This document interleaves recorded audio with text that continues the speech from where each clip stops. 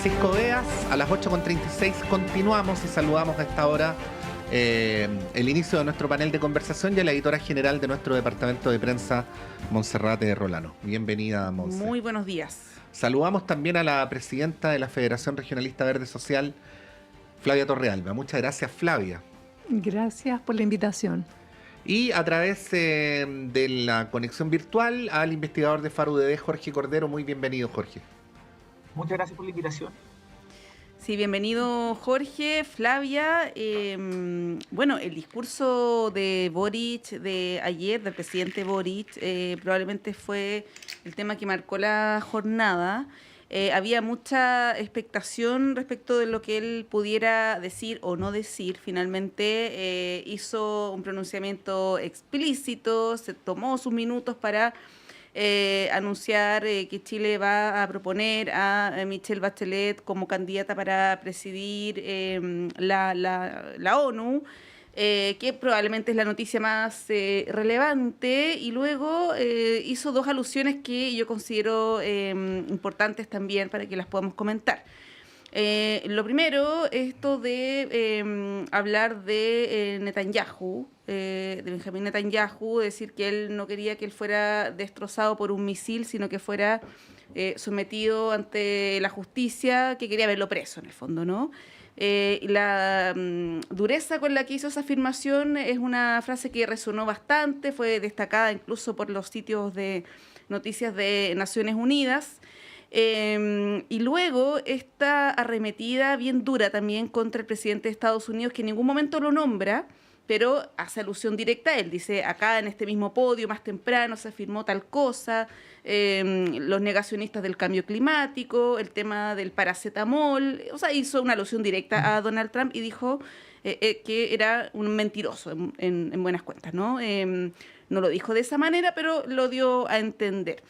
Son los tres puntos que yo por lo menos destacaría de la locución del presidente. Flavia, ¿qué te parece? ¿Cómo lo ponderas? Después podemos ir a analizar el detalle, pero solamente mencionar que ayer Gilberto Aranda, acá en la tarde, en Política en Vivo, consideró que el discurso fue un poco excesivo. Obviamente que rompía las reglas de la diplomacia, no lo dijo así, pero algo parecido, estoy parafraseando, pero que fue excesivo, y acá Paulina Astroza, en una línea contraria, dijo que había utilizado mucho argumento y que no dijo nada ajeno al derecho internacional. Son como dos posiciones de expertos, digamos. Flavia. Bueno, yo creo que hay que fijarse en los argumentos finalmente, y una cosa importante es que el presidente Boric aludió a Netanyahu como un nombre y apellido, que lo quiere ver preso, que además está declarado como un prófugo internacional de la justicia, condenado por los tribunales internacionales, pero lo separó del Estado de Israel. Eso a mí me pareció muy interesante. Él habla de Benjamín Netanyahu, no habla del Estado genocida, que es el discurso que están levantando otros sectores políticos. Sí, y eso es una buena parada, digamos, porque estamos diferenciando un Estado que además de un gobierno que además internamente tiene una oposición bien dura, y a la que hay que apoyar para que por, ojalá, las vías democráticas, ese gobierno sea reemplazado. Por lo tanto, el hecho es fuerte, digamos, las palabras que lo quiero ver preso, pero imagínense si hubiera dicho lo quiero ver asesinado. Eso es decir, no hay espacio allí, es un poco florido el lenguaje, pero yo hago esa distinción y valoro ese aspecto en particular. Y todo lo que tú dices en relación al discurso del presidente de Estados Unidos es eso y más. Sí, lo hablábamos antes de salir al aire. Sí, da la sensación de que el mundo entró en una deriva donde alguien tiene que tomar el control. Y a mí me da la impresión de que el mundo va a reorganizarse al margen de la influencia de Estados Unidos y su antiguo poder. En los años 50 o en la posguerra, imagínate, Estados Unidos tenía el 50% de la importancia del mercado mundial, ahora eso está reducido al 20%. Políticamente, hasta hace unos 15 años era extremadamente importante Estados Unidos y gravitaba en lo que pasaba en el mundo. Y ahora es cada vez menos porque no solo el presidente Trump está peleado con todo el mundo, sino que como está peleado con todo el mundo, justamente está cayendo en una irrelevancia definitiva. Ya estamos viendo fotos donde líderes de otras potencias se están agrupando para funcionar al margen de Estados Unidos. Entonces me parece también que está geopolíticamente reorganizándose los polos y bueno, lamentablemente además estos discursos, los antiununistas, la propia deuda que tiene Trump con las Naciones Unidas, digamos, debió haber pagado la cuota antes de haber ido a hablar, porque tú no puedes tomar solo los beneficios, sino que también tienes que pagar los costos. Entonces, hay un montón de aspectos que al final del día a uno le hacen pensar que se va a reorganizar el mundo ignorando a Estados Unidos. Eso es. Sí, bueno, hay algunos que estiman, Jorge, y Flavia y Monse, que el desmarque de Europa respecto a Gaza en relación a Trump es un síntoma de eso que tú describes. Esto ocurre, parece ser en parte por la gravedad de los acontecimientos en Gaza, pero también porque Estados Unidos no es lo que era hace 20 años, ¿no? Pero bueno, ahí la palabra es toda tuya, Jorge, para que lo analices según estimes. Muchas gracias. No, la verdad, bueno, son muchos temas y el presidente también habló de diferentes temas. Cada uno podría ser un tópico como de discusión, ¿no? De todos los puntos que tocó. Respecto al discurso bastante duro con la figura de Netanyahu, yo creo que obviamente todos tenemos una posición, no sé si todos, pero obviamente de mi parte hay una posición crítica de lo que está pasando en Gaza y obviamente una situación trágica también para la comunidad internacional. Pero me parece que el tono del presidente en ese sentido fue poco diplomático, ¿no? Pareció un discurso mucho más político y eso obviamente en todo este tipo de cosas hay un trade-off. Entonces yo no sé si esa posición más política es justamente lo que necesita el país en esta situación, ¿no? Eso por una parte. Lo segundo, me parece que en esa mirada más política por sobre la mirada diplomática, me parece que también hay cierto desconocimiento justamente de los intereses propios del país, ¿no? Que trascienden a la posición política que pudiese tener el presidente, que puede ser muy legítima como su posición personal, ¿no? Y en ese sentido me parece que Israel sigue siendo un aliado estratégico de Chile y también de otros países que son aliados de Chile. O sea, recordemos, por ejemplo, Estados Unidos, que también es todavía aliado estratégico de nuestro país. Y en ese sentido me parece que es algo que no se puede ignorar, más allá de la legítima posición que pudiese tener el presidente y también nuestro país sobre lo que está pasando en Gaza. Y lo otro que me parece que es algo que quizá hubiese ayudado quizá un poco a blindar al presidente, ¿no? Que es mencionar a Hamas dentro de su discurso en una mirada crítica. A mí me parece que se puede haber blindado más y es extraño que no lo haya mencionado, porque en ese sentido el presidente ha sido bastante consistente en criticar a Hamas en nuestro país cuando le ha tocado hablar de ese tema. Entonces me parece que ahí quizá hay algo que no mencionó que lo hubiese blindado más, creo yo, de la posible crítica que le puede llegar por este tono altamente político. Eso respecto a la posición del presidente sobre Netanyahu. Y respecto a los Estados Unidos, me parece que también son entrar a peleas innecesarias, ¿no? Yo entiendo lo que se acaba de mencionar respecto a que el mundo se está reordenando. Y si bien eso es verdad, a mí me cuesta creer que Estados Unidos va a pasar a la irrelevancia. Los presidentes, la verdad es que pasan y los gobiernos siguen, y en ese sentido Estados Unidos sigue siendo una de las grandes potencias de nuestro país. Es verdad que tiene menos, si se quiere decir, poder que antes, pero la verdad es que los presidentes pasan, y Donald Trump también va a ser un presidente que va a pasar y probablemente va a llegar otra persona con una agenda radicalmente distinta. Y lo otro que hay que preguntarse es que ante ese vacío de poder, ¿cierto? Si es que Estados Unidos de alguna otra manera se repliega, bueno, ¿cuál es la alternativa que tenemos? Y la alternativa es China, que es una dictadura que acarrea todas sus complejidades, ¿no? Y eso tampoco hay que omitirlo.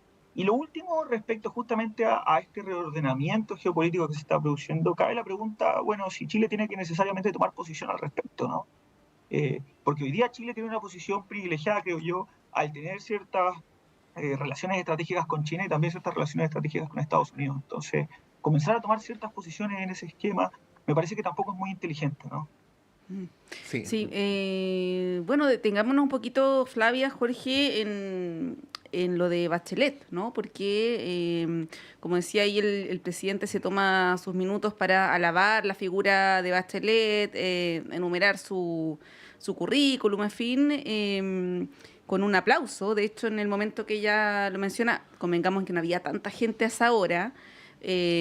Pero bueno, está esta noticia que es relevante, que se esperaba, pero surge la duda, o a mí me surge la duda, si es que este ataque tan frontal y directo hacia el presidente de Estados Unidos no conspira contra el objetivo, que sabemos que tiene que haber una recomendación del Consejo de Seguridad, que hay países con poder de veto, entre ellos Estados Unidos, China tampoco debe querer mucho a Bachelet, Rusia quizás tampoco, que son países con poder de veto y que basta con solamente eso para que su candidatura quede frustrada, ¿no? ¿Cómo ves eso? Bueno, la noticia en sí, ¿no? De esta nominación, las reacciones que ha habido en Chile, desde Chile Vamos, han estado con cautela. Va a ser el próximo presidente el que la tiene que postular, han dicho. Y las opciones que tiene, ¿no? En la misma línea del discurso de ayer del presidente Boric. Flavia. Bueno, en estas esferas es difícil saber los caminos que se han avanzado o no, la verdad.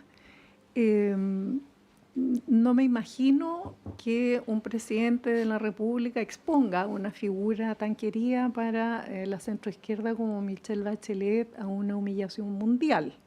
Eso no me parece ni razonable ni me parece que sea una posibilidad. Por lo tanto, sí es que Gabriel Boric la presenta como candidata, es porque hay alguna posibilidad de que eso avance de buena manera. Uno podría cuestionar, a mí me da mucha lata que esto no haya sido después de la elección, por ejemplo, porque nos podría haber ayudado Michelle Bachelet en la campaña, sin duda habría Se cae de sido... cajón que ahora no va a poder decir ni pío, ¿no? Exactamente, Sí. entonces eso es una lesión para nuestro comando, por cierto, pero es cierto también que otra posibilidad había para hacer esta presentación en esta instancia. Entonces yo no creo que vaya a ser un presidente de la República una jugarreta o un globo sonda con una figura como la de Michelle Bachelet. Es conocida ya la relación que tiene con otros países como Francia, se han establecido relaciones y conversaciones con China, no sabemos su contenido, por lo tanto los chinos son bastante prácticos además. Probablemente Estados Unidos tenga su favorita, dominicana al parecer es la nacionalidad de la candidata. República Dominicana siempre ha sido muy pro-Trump. Porque hay varias mujeres además compitiendo. Así es. Por lo tanto, hay ahí un camino que recorrer y probablemente haya que recorrerlo dentro del próximo gobierno. Pero no me imagino tampoco al próximo presidente o presidenta, que yo espero sea la mía, que se opongan a continuar el camino de la promoción de Michelle Bachelet como la suprema de las Naciones Unidas. Michelle Bachelet tiene unas características personales, además, que son muy peculiares. Ella es una mujer que tiene unos liderazgos inclusivos, que yo creo que es lo que necesita el mundo en este rato. Todas estas locuras que hablaban ustedes, esta sensación de que hay un conflicto abierto en todos los flancos. Requiere también ciertas características de personalidad, ese liderazgo machista o autoritario, como que en esta época, imagínense enfrentándose a Trump o a los líderes Putin, por ejemplo. Claro. Me parece que ella tiene un camino avanzado y no me imagino que el presidente de la República haya hecho una movida tan temeraria si es que no hubiera agua en esa piscina. Sí, ahí subrayar solo dos cosas, Jorge, y te doy la palabra. La primera es que en relación a que lo que decía Monse, que el discurso de Boric podría por la forma de sus dichos afectar la candidatura de Bachelet. Esto mismo señaló Paulina Astroza un ratito antes cuando la entrevistamos. ¿Ah? Esto, agrego, en un marco donde en general Paulina Astroza valoró y reivindicó el discurso de Boric, pero sí hizo mención a que, bueno, a lo mismo que decía Monse, ¿no? El tema del Consejo de Seguridad, la presencia de Estados Unidos ahí, el poder de veto, etcétera. Y también, a propósito de lo que tú decías, Flavia, Paulina decía que le debía tocar esta vez por esta rotación que es parte de la tradición a América Latina y el Caribe, ¿no? Por lo tanto, uno estimaría que habiendo tantas candidaturas circulando, la que tú mencionabas, que es dominicana, hay una boliviana de David Choquehuanca, pero también como que está en el aire que debería ser una mujer. Me imagino que en algún momento debería haber una negociación entre los países de la región, porque quiero agregar que México tiene una candidata súper fuerte que es Alicia Bárcena. Por lo tanto, también ahí hay una, y México es un país mucho más grande que Chile, ¿no? Por lo tanto, ahí también hay algo que tiene que decantar de alguna manera. Bueno, ¿cómo ves este u otros aspectos que te interese mencionar? Sí, a ver, bueno, me sacaste varias cosas de la boca de lo que iba a decir. Lo que tú mencionabas es justamente este principio de votación geográfica, de rotación geográfica, perdón, que se llama, que es que en el fondo se elige a quien va a representar a la Secretaria General por distintas zonas y efectivamente por compromiso debiera corresponderle ahora a América Latina y el Caribe, ¿no? Eso es como lo primero. Eh, a mí me parece que la candidatura de Michelle Bachelet, ¿cierto? De ofrecerla o postularla como candidata, es complejo porque efectivamente Estados Unidos hoy día tiene un poder de veto y justamente eso entra en tensión con el mismo discurso del presidente, no solo en la ONU, sino que con comentarios recurrentes que ha hecho en contra de la administración de Trump. Aparte que justamente la dimensión que yo quisiera decir como geopolítica también hace que para Estados Unidos hoy día la figura de Michelle Bachelet quizá no sea el mejor nombre. Entonces a mí me cuesta ver que, y esto lo digo porque hoy día los aliados estratégicos que tiene Donald Trump, por ejemplo, no sé, pienso en Argentina y todo este auge de ciertas nuevas derechas, han entrado en tensión justamente con la administración del presidente Boric y con aquellas ideas que pudiese representar la presidenta Bachelet. Entonces, a mí me parece que ese escenario es bastante delicado. Yo no tengo muy clara mi posición si es beneficioso o no que Michelle Bachelet fuese la persona que estuviese a cargo en el contexto que estamos viendo. Eso, de entrada, es algo que todavía no tengo muy claro y evidentemente hay que ir de alguna otra forma observando y analizando lo que eso, por cierto, que va a tomar tiempo. Pero a mí me parece que ahí hay una primera tensión sobre la viabilidad real que tiene Michelle Bachelet de resultar electa. Luego también hay otros nombres. Yo he escuchado bastante la costarricense Rebeca Grynspan, que también es un nombre que suena mucho, siendo una de las favoritas para justamente poder obtener el cargo y que tiene mejor relación justamente con Estados Unidos y que también con China y el resto de los países. También hay otra cosa que me parece que no es menos polémica que la situación interna de nuestro país, ¿no? Con esto yo no quiero decir que la posición o sea, la posición, el rol que está tomando la oposición o que podría tomar la oposición al respecto sea la correcta, pero sí como análisis general, me parece que hay cosas que hay que considerar. Y es que en nuestro país estamos en un momento de incertidumbre electoral. O sea, no sabemos quién va a ser el próximo presidente del país. Y en ese sentido me parece que cada presidente va a tener una línea en política exterior que va a ser radicalmente distinta. Entonces, a mí me pasa que la principal tensión se produce si José Antonio Kast es el próximo presidente, que probablemente va a tener una agenda internacional muy marcada a un rol determinado que pudiese entrar en tensión con la agenda de corte más progresista que pudiese tener Michelle Bachelet. Y ahí me parece que también se incorpora una nueva tensión que hay que considerar en el análisis. Si uno observa hoy día las encuestas, cómo está evolucionando el escenario presidencial, ese escenario efectivamente se podría dar. O sea, la probabilidad es que ese escenario es justamente el que se dé, ¿no? Que tengamos de próximo presidente a José Antonio Kast. Y a mí me parece que ahí sí va a haber una tensión importante, sobre todo porque las nuevas derechas tienen también una agenda internacional. Eso es lo que podría decir respecto a la figura de Michelle Bachelet. Esta propuesta obviamente es algo que hay que ir viéndolo en el tiempo cómo evoluciona, pero sí me parece que también es una candidatura con poca viabilidad, y eso hay que decirlo. Y eso no implica necesariamente, como dice Flavia, humillar a Michelle Bachelet. O sea, ya el hecho que esté dentro de los nombres me parece que es algo que también tiene que ser reconocido y tiene un valor en sí mismo. Sí, Flavia, bueno, ¿cómo ves la nominación de Bachelet en el contexto electoral nacional? Lo que dice Jorge, ¿no? La posibilidad de que José Antonio Kast, que según las encuestas, si fuera la elección este domingo, sería el próximo presidente, y un giro en la política exterior que podría existir, y además las reacciones que ha habido en el mundo político. Comentábamos ayer, por ejemplo, la del diputado Sauerbaum de Renovación Nacional, que cuestionaba la figura de Bachelet en tanto expresidenta y también excomisionada para los derechos humanos de Naciones Unidas. Ha habido reacciones disímiles, ¿no? Y también cautela, por ejemplo, en Evelyn Matei, José Antonio Kast, que dijo esta frase del orgullo, que sería un orgullo que alguien chileno estuviera en la ONU, pero no se refirió necesariamente a Bachelet. ¿Cómo Claro, lo que, ves? que si no, ¿quién, po? No, claro, pero Claro. ¿Cuál currículo Sí. a competir, digamos, en Sí.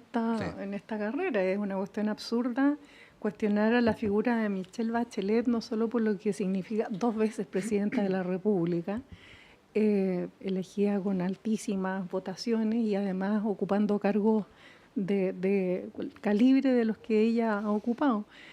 Yo no me imagino a Evelyn Matei o a José Antonio Kast no apoyando esta candidatura. No me lo imagino, porque José Antonio Kast es un candidato que tiene una formación institucional muy fuerte. Por lo tanto, separo hasta ahí, digamos, mi alegato, porque efectivamente hay otros candidatos que han levantado el discurso antionunista y cosas tan absurdas como la negación del cambio climático, por ejemplo, Kaiser. Ahora, Kast también ha sido antiunionista. sí, Sí, y quienes lo hasta apoyan, digamos que también efectivamente, pertenecen a ese mundo. pero se le desagregó un lote y formaron este partido con Kaiser, porque no era suficiente anti-onunista el candidato, digamos. Pero si es que eso pasara, cosa que no va a pasar, porque si fueran este domingo las elecciones y solo contara el voto mayoritario, digamos, la presidenta sería Janet Jara, es la que encabeza todas las encuestas. Yo creo que, y estamos trabajando para aquello, eso es posible. Si no, habríamos abandonado esa candidatura, digamos. Nadie hace una candidatura o corre una carrera que no tiene posibilidades de ganar. La candidatura de Janet Jara la vamos a ganar con claridad, va a tener un éxito con claridad en la primera vuelta, y en la segunda es una nueva elección, donde se van a reconfigurar la fuerza, las posiciones y hay un gran electorado que tiene una conducta muy impredecible, como pasó con el electorado de Parisi en la última elección, donde el 60% de sus votos se va a Boric. Entonces, aquí no hay nada dicho. Yo espero naturalmente que la candidata ganadora en noviembre, que sea la próxima presidenta y la jefa de la coalición de gobierno, sea Janet Jara, para eso vamos a trabajar. Y creo que ni Matei, en caso de que fuera ella, ni Kast estarían oponiéndose a una carrera por la presidencia de las Naciones Unidas. No lo creo, porque además es que hay demasiados gestos detrás de una actitud de negación de aquello.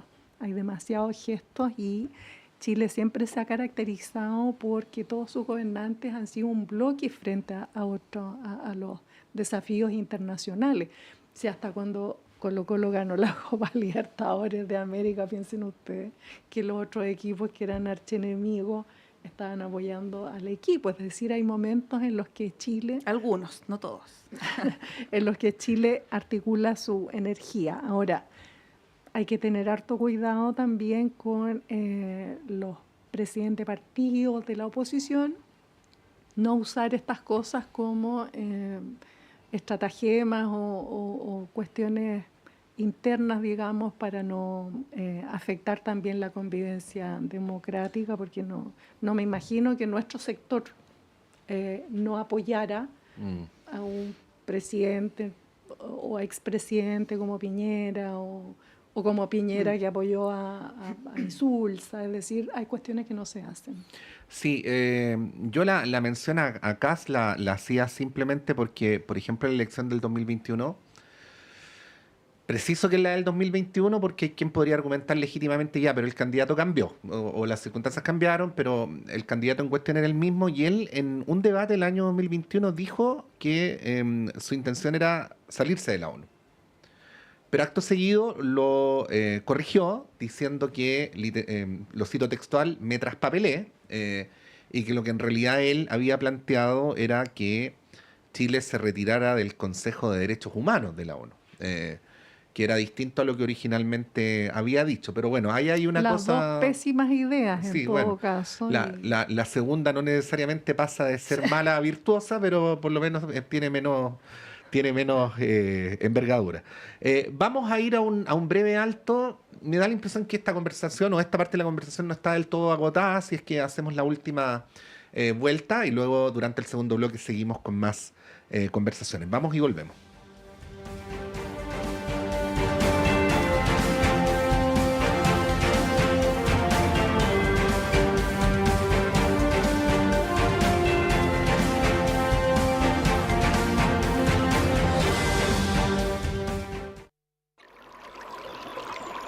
Aguas Trayén o Cascada en Mapudungún es la mejor agua purificada con tecnología de última generación. Para más información, visite su página web www.aguastrayen.com.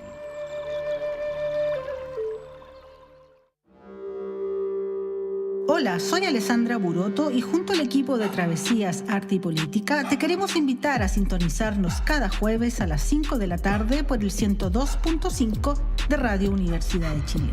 ¿Cuáles son las derivas del arte actual, sus prácticas, problemas de interés, su relación con la vida cotidiana y la política y con los sucesos del mundo de hoy? Entrevistas, conversaciones, cartelera y mucho más. Travesías Arte y Política es un viaje por las derivas del arte en Chile y Latinoamérica. También puedes escucharnos cuando quieras y donde quieras en Volver a Escuchar en www.radio.uchile.cl.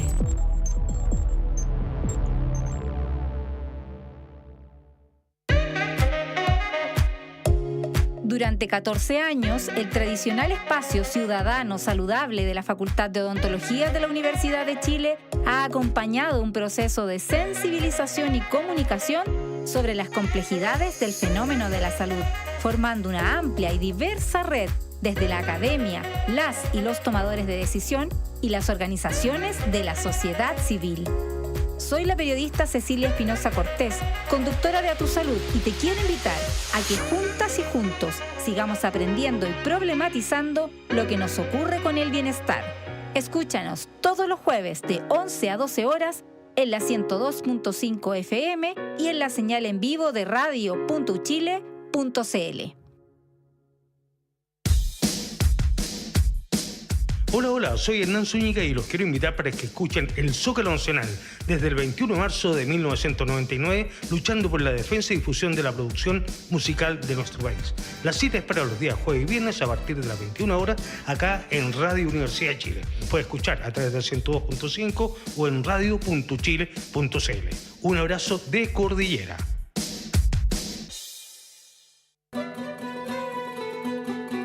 Radio Universidad de Chile, 102.5 en la banda de frecuencia modulada, te invita a escuchar Caleidoscopio de la Salud. Del Departamento de Enfermería de la Universidad de Chile, un programa que respeta la autonomía y apoya la decisión informada de las personas frente al cuidado de su salud y la de otros. 110 años a la vanguardia de los ciudadanos en la salud del país. Caleidoscopio de la Salud, todos los sábados a las 12 horas. En la sala de clases, mis compañeros y yo descubrimos talentos, construimos nuestro proyecto de vida y empezamos a transformar nuestro futuro. Gracias a todos quienes nos entregaron educación de calidad. Hoy soy ingeniera en telecomunicaciones y especialista en inteligencia y ciberseguridad. Gracias a mi colegio cumplí mi sueño. 12 colegios, 14.500 estudiantes, 1.600 educadores. Fundación Belén Educa, 25 años cumpliendo sueños.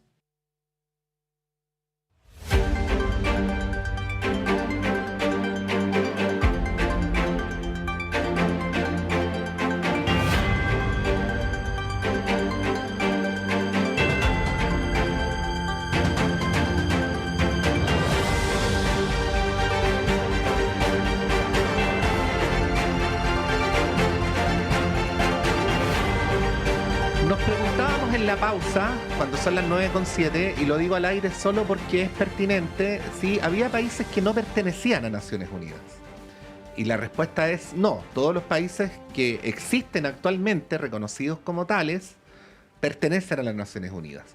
Los únicos dos estados que están en una categoría distinta en la calidad de estados observadores son el Estado del Vaticano y Palestina, que precisamente ha sido quizás el tema central de esta Asamblea General. Simplemente dar una repasada sobre lo siguiente, a propósito de lo que decía Flavia al final del bloque anterior, Jorge. ¿Cómo ves? Porque en este momento de la historia de la humanidad, los temas internacionales, por las circunstancias dramáticas que estamos viviendo, son mucho más intensos que en la elección presidencial del año 2021, ¿no? ¿Cómo ves que la posibilidad de que efectivamente se abra una discusión o una discrepancia radical? Y quiero concentrarme en los tres que tienen posibilidades de ganar, para no hablar de los otros que tienen candidaturas más testimoniales y son libres para decir lo que estimen, ¿no? Pero respecto a estos tres, Kast, Matei, Jara, ¿cómo ves la posibilidad de que se abra una discusión sobre la puesta en cuestión de los pilares del derecho internacional, del orden internacional? ¿O piensas que al menos respecto a estas tres candidaturas va a haber una deriva más bien consensual? ¿Cómo lo ves? Bueno, no está de más decir que es un tema complicado, ¿no? A mí me gustaría como decir una cosa antes de cosas que haya comentado Flavia, sobre como esta tradición chilena de hacer política de Estado, política exterior, ¿no? A mí me parece que, si bien eso era verdad, o ha sido la lógica de la mayoría de los gobiernos de Chile, me parece que este último gobierno sí rompió un poco esa tradición.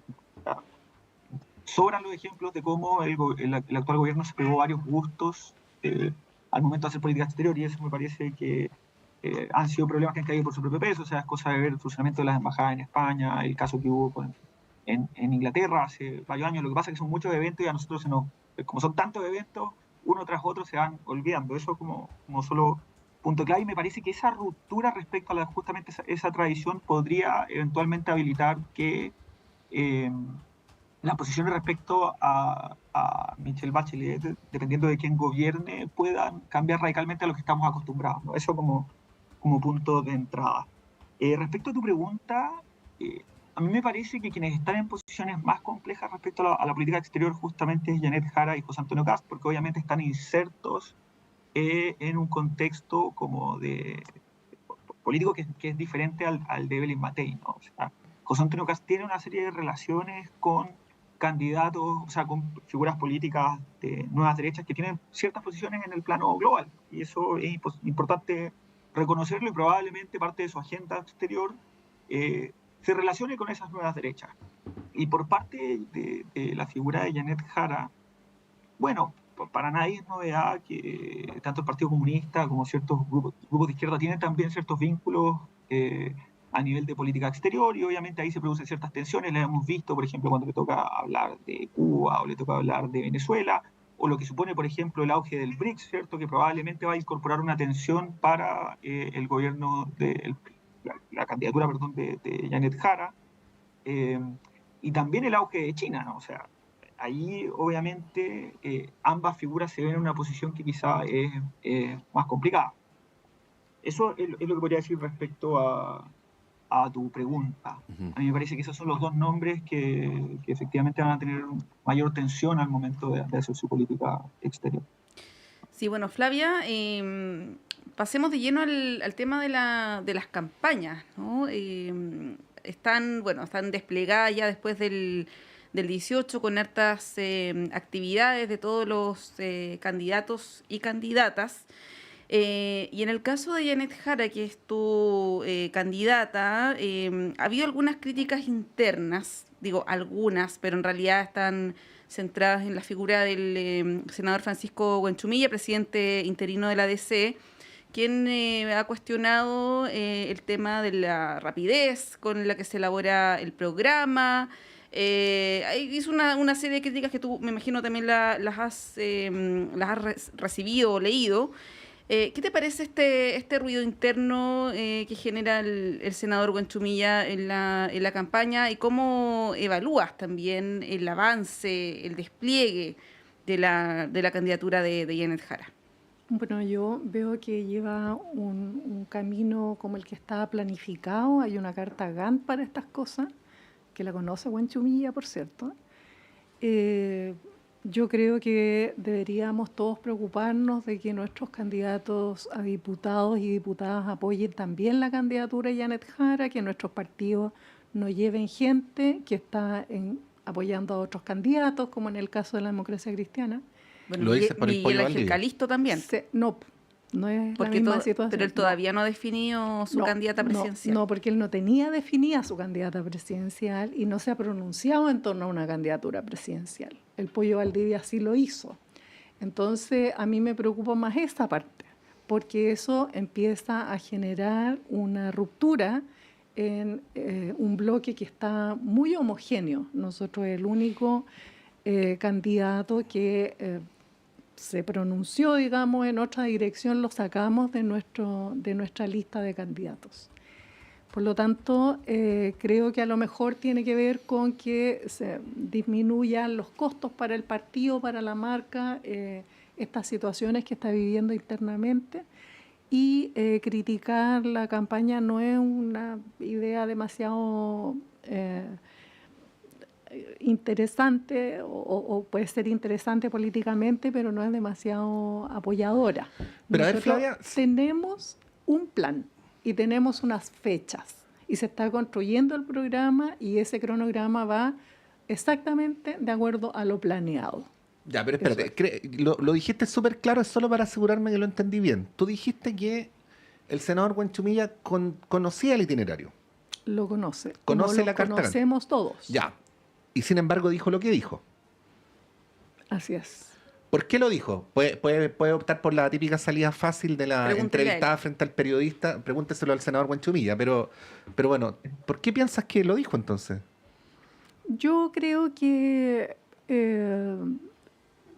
a ver, el comando de Janet Jara es un comando que está funcionando con mucha presión, porque somos 9 partidos políticos que estamos tratando de meter la mano en el programa. Por lo tanto, esa presión tiene que aguantarla este equipo, digamos. Por ejemplo, yo no voy a poder entender que salga un programa sin los temas de cambio climático y sin los temas de regionalización y descentralización. Por lo tanto, me parece que hay como cierta ansiedad en torno a que los temas propios no se vean reflejados en el programa y como todavía no conocemos las versiones finales, sino partes o las propuestas que nosotros mismos las estamos haciendo, pone nerviosos a algunos. Ahora, para efectos prácticos, poner de acuerdo a 9 partidos políticos y actuar rápido es como súper difícil, digamos, por lo que a mí me parece que se ha recogido lo central de los partidos y que se está construyendo una cuestión que va a ser importante para todos. Yo reitero, Janet Jara es la candidata que ganó la primaria del oficialismo y ella es la representante de 9 partidos, es una cabeza de coalición, no es la representante del Partido Comunista como señalaba. Por lo tanto, no es solo la voluntad del Partido Comunista la que va a primar, no solo en relaciones internacionales, sino que en todas las materias. Siempre los programas son los límites que se le pone al gobernante en lugar de la guía, porque puede pasar cualquier cosa. En el gobierno de Piñera vimos que la pandemia le desarmó su programa y no son cuestiones escritas en piedra, digamos, porque el contexto te modifica la acción política o las políticas públicas posibles, pero sí los límites. Y eso yo creo que es el valor de un programa de gobierno. Es decir, vamos a actuar dentro de este rango. No vamos a estatizar, no sé, me encantaría, pero las carreteras, por ejemplo. Vamos a seguir con un sistema mixto, es decir, lo que debe estar reflejado en el programa son más bien los límites de la acción gubernamental de la futura candidata, más que la exactitud de su plan, sí, porque a veces eso es imposible de cumplir. Sí, hay hartas omisiones en ese programa, por ejemplo, respecto de la política exterior, a propósito de lo que hablábamos en el primer bloque. Bueno, la crítica de Huenchumilla fue bien dura, porque no solamente habló de las demoras en el programa, sino que dijo, y voy a leer textual, que es el titular de la entrevista: no se trata de hacer una campaña a lo largo del país simplemente con barra brava. Dijo Huenchumilla, que dijo que la campaña podía mejorar. Eso así como reacción espontánea, es todavía más profundo y duro que lo del programa. Sí, uno lo podría interpretar así. Bueno, podían haber llevado su propio candidato presidencial y haber hecho la campaña a su pinta, digamos. Pero no, ellos se sumaron a una coalición que había llevado un proceso electoral donde había una candidata que ganó la elección y no llevó la democracia cristiana a su candidato. Sí. Por lo tanto, nosotros, supongo que somos la barra brava, pero bueno, amigo, llegaste a... Ahora está Erika Edo también. Erika Edo, si uno aplica de estricto sentido común, sería parte también de la barra brava. Ahora, Jorge, lo que a mí me llama la atención, salvo que ustedes piensen lo contrario, es que Francisco Huenchumilla tiene una merecida fama de ser un dirigente político operado a los nervios, ¿no? No es salvo que ustedes me digan que no es así, pero no es alguien que se caracterice por bravata. No, piensa bien lo que dice. Claro, o por hablar sin pensar. Entonces, como que lo que uno espera de él es que lo que dice es porque lo pensó antes y sabe por qué lo está diciendo, ¿no? Bueno, eso. Un buen punto. Bueno, nuevamente varias cosas se podrían comentar. Justamente el senador Huenchumilla, soy de la región de la Araucanía, y es un político el que obviamente uno lo lleva conociendo ya desde hace muchos años, y específicamente tiende a ser una persona que piensa las cosas que dice. No es un gallo que tenga, por así decirlo, lengua suelta y que tienda a criticar de forma infundada. Lo que yo veo ahí es que hay una preocupación legítima por la falta de un programa, que es una cuestión, yo diría, fundamental para poder proyectar una candidatura, sobre todo ante las problemáticas que tiene Janet, justamente el estigma comunista, ¿no? O sea, una de las grandes cosas que hace la gente para poder juzgar a la candidata respecto justamente a esa tensión que menciona Fabia, ¿no? De que en el fondo estamos en una coalición con ideas que son distintas, donde debiera poner de límites a este tipo de posiciones que pueden ser más radicales. Me parece que la primera aproximación a esto es el programa de gobierno, y eso no está tan claro. Bueno, esa idea de decir, oye, esta es una candidatura de corte más socialdemócrata o más de centro-izquierda, bueno, se ve un poco diluida de alguna otra forma ante la ciudadanía. Eso por una parte. Luego, respecto al tema de gobernar 9 partidos, por cierto, una disputa interna que tiene la candidatura de Yetrar. Por cierto, después podemos hablar de las dificultades que tiene la candidatura de Juan Antonio Cast, de Evelyn Matei, etc. ¿No? Pero bueno, una primera cuenta de mostrar capacidad de justamente poder ordenar esos 9 partidos. O sea, tú eres capaz de ordenar 9 partidos en una campaña, ordenarlos bien. Bueno, ¿qué demostraciones de capacidad le estás dando al país? Me parece que también es importante que hay que considerar. Y respecto al fin de los programas de gobierno, si es que tienen que, como Flavia mencionó esto, ¿no? Como el rol de un programa es simplemente poner límites o márgenes a la candidatura. Yo la verdad difiero eso, y me parece que, y esto lo veo como politólogo, alguien que se dedica a estudiar político, el programa de gobierno es algo fundamental, más allá de que la ciudadanía pueda o no leerlo o tomarlo tan en cuenta, pero una de las grandes virtudes que tenían los gobiernos anteriores era que tenían programas altamente programáticos. y eso de alguna otra manera se veía reflejado después en la capacidad que tenían de poder levantar propuestas, agendas, ideas en el espectro político. Y hoy día lo que vemos justamente es cada vez mayor laxitud con los programas, con las propuestas, cada vez menos técnica, y eso se ve reflejado en el tipo de política que se hace. Entonces, yo no miraría no le bajaría el perfil a este problema del programa de gobierno. O sea, demostrar un programa serio, con capacidad técnica, con viabilidad técnica, es algo fundamental, y esto ha sido ampliamente estudiado por la ciencia política por mucho tiempo, ¿no? O sea, lo relevante que es tener programas orientados al ejercicio de la política, pero de forma técnica. Y eso hoy día lo que falta, me atrevo a decir yo, en esta candidatura, ¿no? Y por eso se ve también diluida. O sea, cuando uno observa las encuestas, observa los datos duros, sobre todo, por ejemplo, el panel de la UDD, que me atrevo a decir es una de las encuestas que tiene mejor metodología hoy día en Chile, la verdad es que Janet Jara hoy día no está marcando, y en una eventual segunda vuelta lo que uno observa es que José Antonio Kast se impondría por una diferencia abrupta frente a la candidata Janet Jara, y me parece que eso de alguna otra manera refleja, ¿cierto?, estas dificultades de poder ordenar su comando, de justamente operar como barra brava, como dice el senador Francisco Guanchimí, sin programa. La verdad, tú no estás proyectando lo que quieres hacer para el país. Yo puedo hacer algunas observaciones. Efectivamente, ante los programas, bueno, la obsesión que hay sobre el programa Janet Jara es curiosa, no es la misma obsesión que hay sobre los otros candidatos, hay que decirlo.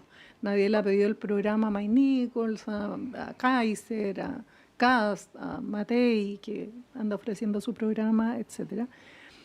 Y es cierto que tiene una significación, un peso específico como una herramienta orientadora, pero lo era más cuando los gobiernos llegaban al poder con la mayoría en el Congreso. Ahora tú puedes tener un programa y tu programa puede quedar sin ninguna posibilidad de realizarse porque en el Congreso Nacional tienes un poder adverso. No vas a gobernar por decreto exclusivamente. Por lo tanto, hay una relativización de varios aspectos que institucionalmente estaban definidos o tenían un margen que ahora no se dan las condiciones.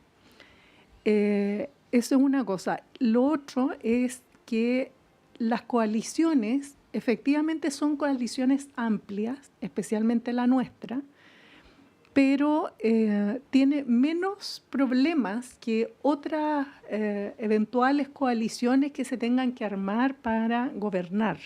Nosotros tenemos experiencia de gobernar en conjunto y el número de partidos, si bien es importante, no es tan imposible, digamos. Elwin partió su gobierno con 12 partidos, 12, a la vuelta de la democracia. Se fueron desapareciendo pequeños partidos, otros no lograban articularse, qué sé yo. Pero nosotros tenemos experiencia en gobernar en coalición. Me cuesta mucho más pensar en una coalición donde un candidato presidencial pretende jibarizar el Estado y reducir el gasto a costa de los beneficios sociales. Eso sí que es complejo. Entonces yo quiero saber, igual que Evelyn Matei, cómo en el programa de José Antonio Kast está señalado el recorte de sus $6.000 millones para la gestión que pretende llevar adelante, que yo, por cierto, creo que no lo va a lograr. No creo que él gane la elección. Flavia, antes de darle la palabra a Jorge, salió en la prensa esta semana que ustedes llevan como Federación Regionalista Verde un mes sin participar de las reuniones políticas habituales en La Moneda, en el oficialismo. ¿Cuál es la razón? ¿Cómo están las relaciones ahí en la interna? Que me imagino también repercute en la campaña. Son los mismos partidos, en el fondo. No. O casi los mismos. No, nosotros tenemos un compromiso intenso con la campaña de Janet Jara. Estamos participando en las mesas.